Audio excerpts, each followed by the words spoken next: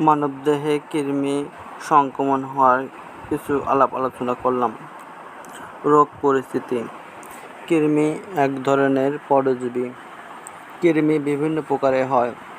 কেঁচো কৃমি, সুতা কৃমি, ফিতা কৃমি, বক্র কৃমি, সূচ কৃমি, চাবুক কৃমি।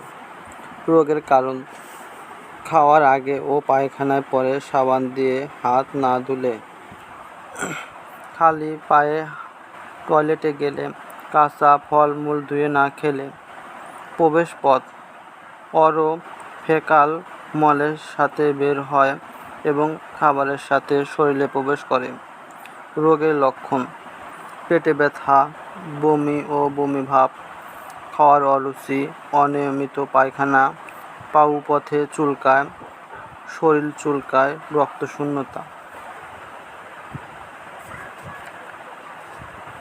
কৃমি চিকিৎসা ট্রিটমেন্ট: প্রাপ্তবয়স্ক মানুষদের জন্য অ্যালমেক্স ট্যাবলেট 400 mg চুষে খাবে আইস ও 3 দিন পর। সিল্ট শিশু বাচ্চা 1 বছর প্লাস 200 mg বা 1 চামচ আইস ও 3 দিন পর সেবন করতে হবে।